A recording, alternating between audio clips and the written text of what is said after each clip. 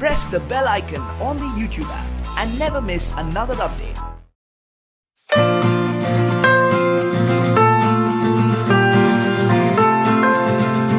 Hello, welcome to Finish Educare. Welcome to the seventh chapter of geography. The name of the chapter is Human Settlements. So, in this chapter, basically, we will study how people are living in Brazil. In sixth chapter, you must have studied the population of Brazil or population of India. What are the different characteristics of population? How many young people are living in India? How many old people are living in India? Or how many young people are living in Brazil? Everything we have studied. We have studied the sex ratio, then life expectancy, every aspect of population we have studied in the sixth chapter. In the seventh chapter, we will see how people are living in Brazil, where more people are living, where less people are living. Both we will compare about India and Brazil, and we will talk in detail about India also and also about Brazil. So basically, if you have studied the sixth chapter, you must have understood in India more people are living in the coastal plains or more people are living in the North Indian plains. I will show you in the map again. If you see the India's map, okay, so in India's map, if you see this map, then you can come to a conclusion that more people are living in the North Indian plain. So in the states of Uttar Pradesh, Bihar, West Bengal, then in South India, in the states of Kerala, Tamil Nadu, in the coastal areas, in cities like Mumbai, Delhi, Bangalore, or Chennai, or Kolkata, more people are living. Okay, so there are different reasons why more people are living in these areas. Okay, if you talk about Brazil, so in Brazil we have seen more people are living here in southeast area, near the coast, or in some states like Rio de Janeiro, Sao Paulo, more people are living. If you go to the interior parts of Brazil, very less people are living. Okay, so now in this seventh chapter we are talking about human settlement. Settlements are basically the the areas where people are living or how people are living. There are some places in our country also. If you have visited your native place, अगर आप गांव में जाते हो, native place में जाते हो, then you must have seen that houses are not nearby. There are few houses which are nearby. 20 to 30 houses are nearby. Then next group of 20 to 30 houses is very far away. Okay, तो groups में लोग रहते हैं एक साथ सब, जैसे city में पूरा भीड़ रहता है या बहुत सारे लोग एक कम जगह में रहते हैं, वैसा नहीं होता है. In villages people are doing farming, so they need land for agriculture. Okay, so their houses are scattered. एक साथ नहीं होता है घर सबका, दूर दूर होता है. किसी का ग्रुप रहेगा, एक साथ 10-15 घर एक साथ रहेंगे, थोड़े दूर 10-15 घर रहते हैं, ऐसे दूर दूर रहता है. Okay, but if you talk about cities में कैसे होता है, बहुत सारे घर कम जगह में होते हैं. So this are the different types of settlements. तो ये इसका अलग अलग रीज़न है, ऐसा क्यों है कि कुछ जगह पे बहुत ज़्यादा लोग कम जगह में रहते हैं, कुछ जगह पे बहुत ज़्यादा जगह में कम लोग रहते हैं. So there are different reasons. We will study about both India and we will study about Brazil also. The name of the chapter is human settlements. If you see this photograph, these photographs are not clear. These are basically photos taken from Google Earth. Photos are not clear. If you see this carefully, this is basically a photograph or Google image, sorry, satellite image of a area, okay, of a place where more people are living in small area. यहाँ कैसे बहुत ज़्यादा लोग कम areas में रहते हैं. ये नीचे अगर आप जूम करके देखोगे, इसमें क्लियर नहीं आ रहा है, ये सब घर है लोगों के. ओके, तो बहुत ज़्यादा लोग कम जगह में रहते हैं यहाँ. अगर ये वाला फोटोग्राफ देखते हो, ये सैटेलाइट इमेज देखते हो, तो यहाँ अलग अलग जगह के नाम दिए हुए हैं.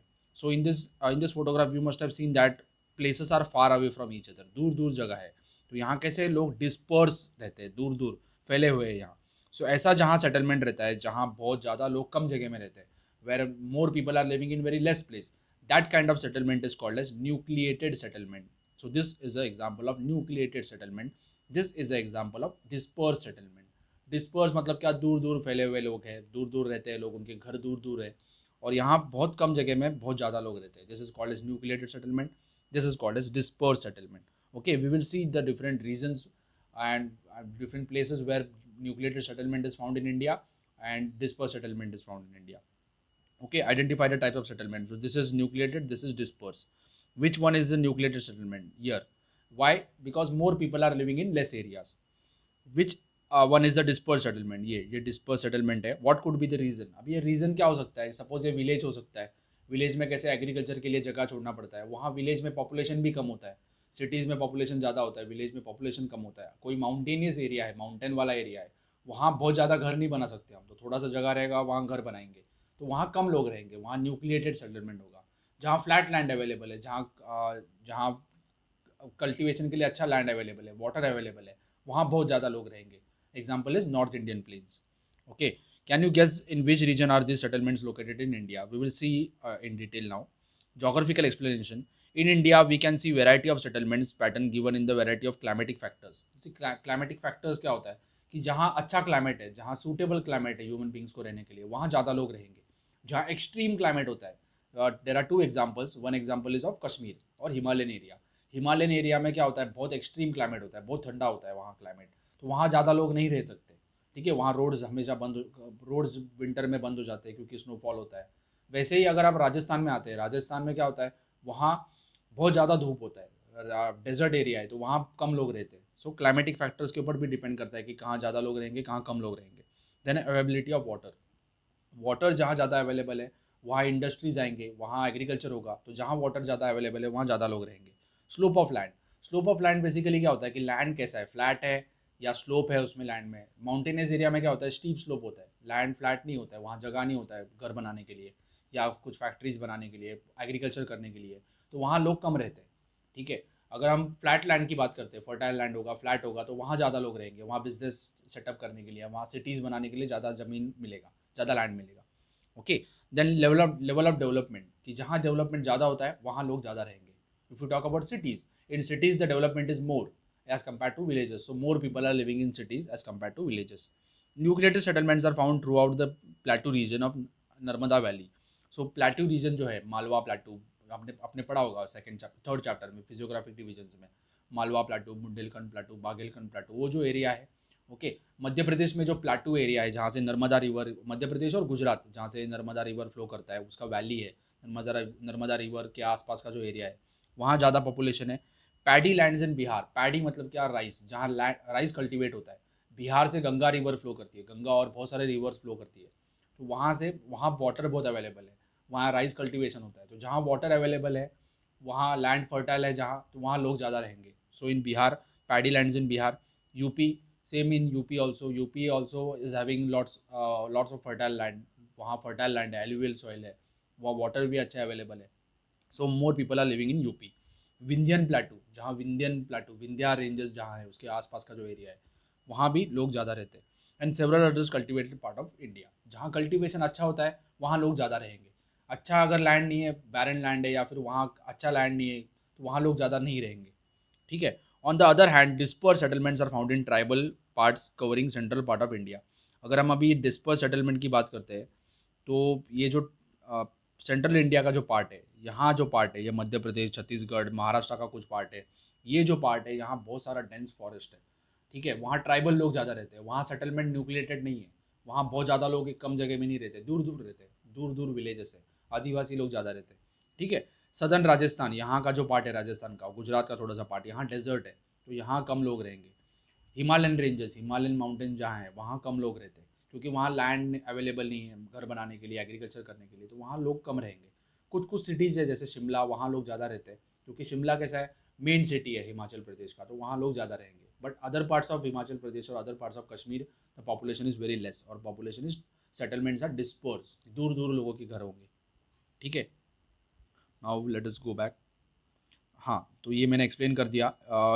डिस्पर्स सेटलमेंट कहाँ है इंडिया में, in the okay, dispersed settlement is found in tribal parts covering central part of India, central India, eastern and southern Rajasthan. Rajasthan का जो पार्ट है, सदर्न एंड ईस्टर्न पार्ट है, वहाँ आई थिंक वेस्टर्न पार्ट होना चाहिए था, मुझे पता नहीं. वेस्टर्न पार्ट राजस्थान का जो वेस्टर्न पार्ट है, वहाँ डेजर्ट है. ठीक है, वहाँ कम लोग रहते हैं. हिमालयन स्लोप, हिमालयन स्लोप्स मतलब क्या, हिमालय का जो स्लोप्स है, हिमालय का जो हिमालयन माउंटेन्स है, वहाँ लोग कम रहते हैं. And land with dissected uneven topography. Dissected topography क्या होता है कि लैंड कंटिन्यूस नहीं है, बीच में प्लाटू आ रहा है, प्लाटू एंड हो रहा है, वापस हमें नीचे उतरना पड़ रहा है, तो इसलिए रोड बनाना पड़ेगा, या माउंटेन्स आ रहे हैं. फ्लैट लैंड होगा तो वहाँ क्या होगा, ज़्यादा घर बनाने के लिए जगह मिलेगा, या ज़्यादा एग्रीकल्चर कर सकते हैं, रोड्स बनाने के लिए, रेलवेज बनाने के लिए आसान होता है. लेकिन सपोज फ्लैट लैंड है, उसके बाद माउंटेन है, वापस फ्लैट लैंड है, ऐसा सब होगा, तो वहाँ ईजी नहीं होता है सेटलमेंट सेटलमेंट करने के लिए, तो वहाँ लोग कम रहेंगे. तो दैट इज डिस्ट्रिक्टेड टोपोग्राफी. डिस्ट्रिक्टेड मतलब क्या, स्ट्रेट फ्लैट लैंड नहीं है, बीच में कुछ ब्रेक आ रहा है. ठीक है, उसको बोलते हैं हम अनइवन टोपोग्राफी, उसे बोलते हैं uneven topography. So that is uneven, even नहीं है, अनइवन टोपोग्राफी. टोपोग्राफी मतलब क्या, बेसिकली लैंड. देन हाँ, तो यहाँ दिया हुआ है कि कौन से जगह में आपको पेट्रोल पंप कहाँ मिलेगा, या सिटीज़ में मिलेगा या फिर विलेजेस में मिलेगा। पेट्रोल पंप सिटीज़ में भी मिलेगा, विलेजेस में भी मिलेगा, बट कंपैरेटिवली विलेजेस में कम होते हैं पेट्रोल पंप, सिटीज़ में ज़्यादा होते हैं। थिएटर थिएटर कहाँ मिलेगा, ये सिटीज़ में मिलेगा। वीकली मार्केट विलेजेस में होता है, सिटीज़ में तो हमेशा मार्केट होता है। वीकली मार्केट्स क्या होता है कि वीक में एक दिन का मार्केट होगा, तो आसपास के गांव के लोग, जो मेन विलेज होता है वहाँ मार्केट होता है, आसपास के गांव के लोग वहाँ वहाँ कुछ बाय करने के लिए आते हैं। So weekly markets are basically found in villages. Primary health care center, this are basically small hospitals, ये विलेजेस में होते हैं। पुलिस आउटपोस्ट, पुलिस का एक थोड़ा एक बाहर एक ऐसा उनका छोटा सा ब्रांच होगा पुलिस स्टेशन का, वो ज़्यादा करके विलेजेस में होता है। Art gallery cities, gram panchayat villages, agriculture produce market committee, ये सिटीज़ में भी है, अर्बन एरियाज़ में भी है। अगर हम बात करते हैं मुंबई के पास जो नई मुंबई सिटी है, वहाँ भी आपको एपीएमसी मिलेगा, और कुछ कुछ विलेजेस में भी मिलेगा। तो ये देख लो आंसर आप डाइजेस्ट में क्या दिया हुआ है, तो उस हिसाब से देखो। प्राइमरी स्कूल ज़्यादा करके विलेजेस में होते हैं, सिटीज़ में भी होते हैं लेकिन विलेजेस में ज़्यादा होते हैं। सेकेंडरी स्कूल या फिर कॉलेजेस सिटीज़ में ज़्यादा होते हैं। सीनियर स्कूल दोनों जगह होते हैं, अभी विलेजेस भी डेवलप हो रहे हैं। इसका भी आंसर देख लो, मुझे पक्का आंसर पता नहीं। College are basically found in cities. Shops दोनों जगह होते हैं, सिटीज़ विलेजेस में। मल्टी स्पेशलिटी हॉस्पिटल मतलब क्या, बड़े बड़े हॉस्पिटल जहाँ बड़े बड़े हॉस्पिटल जहाँ स्किल्ड डॉक्टर्स होते हैं, ये होंगे सिटीज़ में। Metro station cities, bus station cities, university also cities. ठीक है। Then we will talk about Brazil का अगर बात करते हैं, ये अमेजोन जो रिवर बेसिन है वहाँ का फोटो है। ये जो ग्रीन कलर दिख रहा है ये पूरा फॉरेस्ट है, अमेजोन का जो फॉरेस्ट है। ठीक है। और ये जो ब्राउन कलर का कुछ दिख रहा है आपको, ये अमेजोन रिवर है, ये सैटेलाइट से लिया हो गया इमेज है। ये आपको दिख रहा है, ये सो पोलो का इमेज है। ये जो ब्राउन कलर दिख रहा है ये सिटी है सो पोलो। तो आपको दिख रहा होगा कि बहुत ज़्यादा लोग, पूरा एकदम कम जगह में बहुत ज़्यादा लोग रहते हैं। ये क्लियर फोटोग्राफ नहीं है, बेसिकली ये सो पोलो सिटी है। So looking at this photograph, you can tell me that this is a nucleated settlement and this is a dispersed settlement. यहाँ अमेजोन बेसिन में बहुत कम लोग रहते हैं, क्योंकि वहाँ रोड्स अवेलेबल नहीं है। ठीक है, वहाँ एग्रीकल्चर कर नहीं सकते, डेंस फॉरेस्ट है। वहाँ का क्लाइमेट या वहाँ का वेदर अच्छा नहीं है, हमेशा बारिश होते रहता है। वहाँ ज़्यादा बीमारी होती है लोगों को, क्योंकि वहाँ क्लाइमेट ही वैसा है। ओके, डिजीजेस ज़्यादा होते हैं लोगों को। So because of this very very less people are living in Amazon basin और near Amazon river. Here more people are living, क्योंकि वहाँ फेवरेबल क्लाइमेट है। ठीक है, लैंड अवेलेबल है कल्टीवेशन के लिए। उसके बाद वहाँ भी इंडस्ट्रीज अवेलेबल है, ट्रांसपोर्ट फैसिलिटीज अवेलेबल है। So more people are living in Sao Paulo as compare to Amazon river basin. ठीक है। सो हाँ, यहाँ पूरा एक्सप्लेन किया हुआ उन लोगों ने। In figure 7.2 A and B, you can see that images of two settlements in Brazil. One is of the Amazon River basin in Brazil, while other belongs to coastal areas. So Polo coastal areas में आता है. Observe the settlement pattern carefully and name the types of settlement. So this is dispersed, this is nucleated. Write a comment on the density and types. तो यहाँ density क्या होता है? Density बहुत ज़्यादा है. Here density is very very high because in less area more people are living. Density basically क्या होता है? सिंपल मैं अगर आपको बोलता हूँ कि ये इतना सा लैंड है और ये इतना लैंड है, तो अमेजॉन बेसिन में अगर इतने बड़े लैंड में 2 लोग रहते हैं, इतने बड़े लैंड में यहाँ 20 लोग रहते हैं सेम लैंड में, तो कहाँ ज़्यादा लोग रहेंगे? यहाँ ज़्यादा लोग रहेंगे, तो इसका डेंसिटी ज़्यादा होता है। डेंसिटी बेसिकली क्या होता है कि कितना पॉपुलेशन है डिवाइडेड बाय एरिया कितना है, पर स्क्वायर किलोमीटर कितने लोग रहते हैं। ठीक है, पर स्क्वायर किलोमीटर हम काउंट करते हैं, तो जहाँ लोग ज़्यादा रहते हैं वो डेंसिटी ज़्यादा हो गया। साइंस का ही आपको कंसेप्ट यहाँ अप्लाई करना है। साइंस में हम मॉलिक्यूल्स देखते हैं कि गैस में मॉलिक्यूल्स कम होते हैं, लिक्विड में थोड़े ज़्यादा होते हैं, उससे सॉलिड्स में बहुत ज़्यादा होते हैं, पास पास होते हैं सॉलिड्स में। वैसे ही लोग ज़्यादा ज़्यादा जहाँ होते हैं वहाँ डेंसिटी ज़्यादा होगा, कम एरियाज में ज़्यादा लोग होना चाहिए, तो वहाँ डेंसिटी ज़्यादा होता है। If you talk about Maharashtra, तो महाराष्ट्र में जो गडचिरोली स्टेट है वहाँ फॉरेस्ट एरिया ज़्यादा है, तो वहाँ डेंसिटी कम होगा। मुंबई है, मुंबई में डेंसिटी ज़्यादा होगा, पुणे में डेंसिटी ज़्यादा होगा। ठीक है। Then one is from Amazon river basin, this is Amazon river basin, this is Sao Paulo. ये हो गया। Geographical explanation, the earlier settlements in Brazil were formed by the settlers of Europe mainly in the coastal areas. So Brazil में जो लोग अभी रहते हैं ज़्यादा करके जो कोस्टल एरियाज के लोग थे, ये इनके एंसेस्टर्स, इनके पूर्वज सब बाहर से आए थे। Basically they came from Europe. Most of the people living in Brazil came from Europe. Okay, they came and they started establishing settlements. तो अगर हम ब्राज़ील का मैप देखते हैं, ठीक है, ब्राज़ील का अगर आप मैप देखोगे तो ये जो पार्ट है आपको दिखेगा, यहाँ बहुत ज़्यादा लोग रहते हैं। ये जो एरियाज़ है, सो पोलो, रियो डी जेनेरियो, इस एरियाज़ में ज़्यादा लोग रहते हैं। क्यों? क्योंकि यहाँ अटलांटिक ओशन है। तो जो लोग बोट से आए थे, शिप से आए थे, वो उन लोगों ने पहले यहाँ रहना चालू कर दिया, यहाँ सेटलमेंट एस्टेब्लिश किया, यहाँ रहना चालू कर दिया। और जैसे जैसे उनका पॉपुलेशन बढ़ा, जैसे जैसे डेवलपमेंट हुआ, तो इस एरिया में ज़्यादा डेवलपमेंट हुआ, इस एरिया में ज़्यादा लोग रहते, because early settlers came from Europe and they settled in this area. अगर वो यहाँ आए होते तो यहाँ ज़्यादा लोग रहते थे, वो अंदर तक गए नहीं इंटीरियर पार्ट्स में, क्योंकि यहाँ ही उनको सब रिसोर्सेज मिल गया। So because of this, the interior part of Brazil is not that much developed as compared to the coastal part of Brazil, coastal areas of Brazil. Okay. So now let us talk about Sao Paulo city. This is very important question. This will come in your exam. ठीक है. Early settlements in Brazil were formed in the settlers from Europe, mainly in the coastal areas. Now the settlements are developed into densely populated areas. तो यहाँ अभी बहुत development हो गया और dense cities बन गए, जैसे यहाँ फोटो दिया है सो पोलो का. ठीक है. The major reasons development are follows. This is very important question. What is the reason more people are living in the coastal areas in Brazil?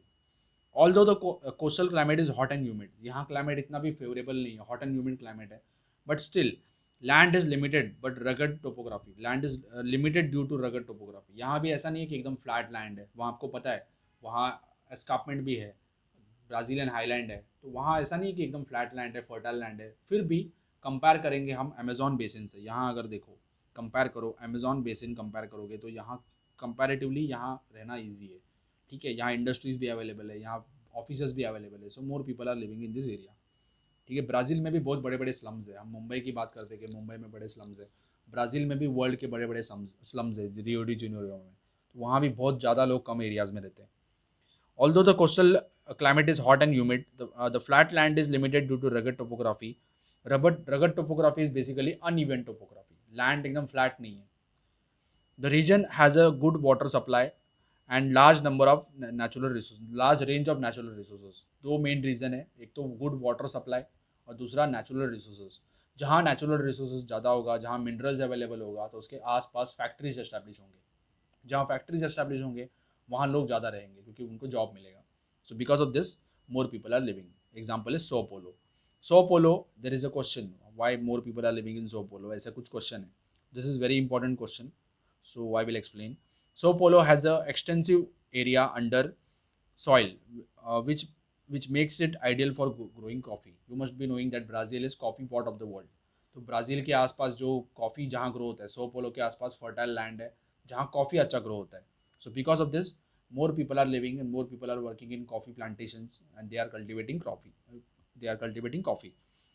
It also has a large supply of natural minerals close by. So close by आसपास के areas में minerals available है, तो सो पोलो के आसपास factories available है। So more people are living in Sao Paulo because they are getting jobs in factories close by, such as iron ore and other, and also has a steady energy supply. Energy supply होना चाहिए, factories मैंने बना दिया लेकिन electricity नहीं है, कुछ फायदा नहीं है। So electricity supply is also there. The south eastern areas has a good transport system too. This makes Sao Paulo area a nucleated settlement. So if they are asking you a question, give reason why Sao Paulo is a nucleated settlement. So these are the points you have to write. They're ideal for growing coffee. Then large supply of natural resources close by. Iron ore is also available. Steady supply of energy. Southeast area has good transport network. So this is the reason Sao Paulo has a nucleated settlement. Okay.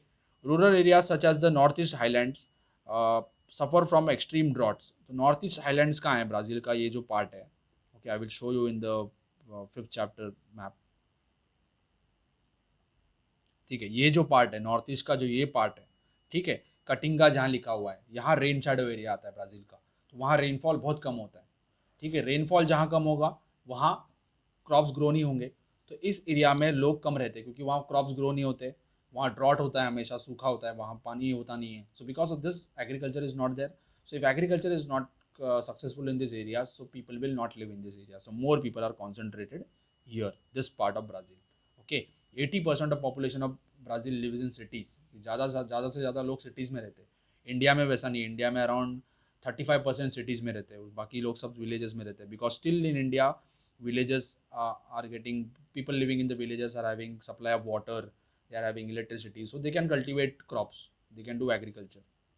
ठीक है, then हाँ, what is the reason settlements become sparse if you move towards the central part of Brazil? अगर coastal areas में ज़्यादा लोग रहते हैं जितना हम अंदर जाएंगे ब्राज़ील के, जितना इंटीरियर पार्ट्स में जाएंगे, सेंट्रल पार्ट में जाएंगे, वहाँ लोग कम रहते हैं. So what is the reason? This question can also be asked in give reason. So what is the answer?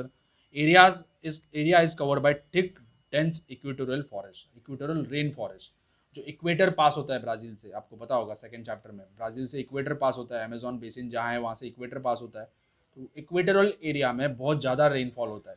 Okay, जितना ज़्यादा रेनफॉल होगा उतना कल्टीवेशन अच्छा होगा क्रॉप्स का. सॉरी, ट्रीज अच्छा ग्रो करेंगे क्योंकि रेनफॉल अवेलेबल है, सनलाइट भी अवेलेबल है, इक्वेटर के पास है. So because of this equatorial rain forest is available in the interior parts of Brazil. Climate here is unhealthy and unfit for settlement. जैसे मैंने बोला, जहाँ ज़्यादा बारिश होता है वहाँ ज़्यादा रॉडेंट्स या कीड़े सब ज़्यादा ग्रो होते हैं. तो वहाँ अगर लोग रहेंगे तो उनको बाइट करेंगे, या वहाँ का जो क्लाइमेट होता है, वहाँ का जो वेदर होता है, तो वहाँ रहने लायक नहीं रहता लोगों के लिए. So people can't survive. तो मॉस्किटोज होते हैं तो मलेरिया हो सकता है. So because of this very less people are living. Limitations on use of exploitation of natural resources. वहाँ जो भी नेचुरल रिसोर्सेज है उसे हम एक्सप्लॉयट भी नहीं कर सकते, उसे निकाल भी नहीं सकते, क्योंकि वहाँ जाने के लिए हमें रोड सिस्टम अवेलेबल नहीं है, रेलवे सिस्टम अवेलेबल नहीं है, टेक्नोलॉजिकली इतना डेवलप नहीं है. अब पूरा लैंड क्लियर करना पड़ेगा, पूरा फॉरेस्ट कट करना पड़ेगा. So because of this there are lot of limitations. Poor transportation links in this region. Transportation links भी कम है, ट्रांसपोर्टेशन नहीं है.